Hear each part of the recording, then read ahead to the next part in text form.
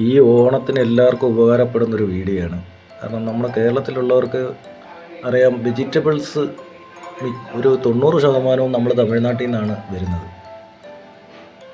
അത് നമുക്ക് ഏറ്റവും ലാഭകരമായി ഓണ സമയത്ത് കിട്ടാൻ ഉള്ള ഏകദേശം നമ്മുടെ ആര്യങ്കാവ് ബോർഡറിൽ നിന്ന് ഒരു ഏകദേശം 10-12 കിലോമീറ്റർ വരും. ഇത് പാവൂർ സത്രം എന്ന് പറയുന്ന സ്ഥലമാണ്. തെങ്കാശിയിൽ നിന്ന് ഒരു 2 കിലോമീറ്ററോളം ദൂരമേ കാണത്തുള്ളൂ ഈ മാർക്കറ്റിൽ വരെ. ന്യൂ മാർക്കറ്റ് എന്നാണ് അറിയപ്പെടുന്നത്.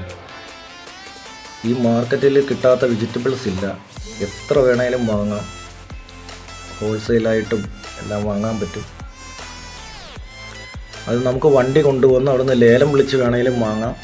അല്ലാതെ തന്നെ അവിടെ കടയായിട്ട് സെറ്റ് ചെയ്തിട്ടുണ്ട്. ആ കടയിൽ നമുക്ക് വാങ്ങിച്ചുകൊണ്ട് പോകാൻ പറ്റും.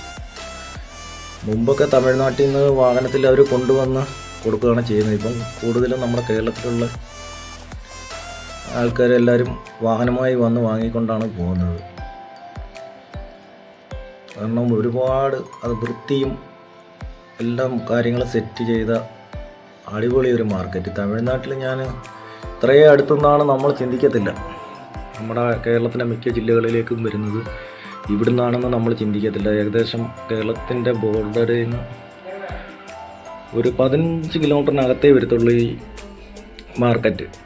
ഇവിടെ നിന്നാണ് ഈ ചെറുവണ്ടികളിലും വലിയ വണ്ടികളിലുമായിട്ട് എല്ലാം വെജിറ്റബിൾസും വരുന്നത്. പക്ഷേ അവിടുത്തെ വൃത്തിയും അവിടെ ഈ മലക്കറികൾ ക്രമീകരിച്ചിരിക്കുന്നതും കാണുമ്പോൾ നമ്മൾ അത്ഭുതപ്പെട്ടു.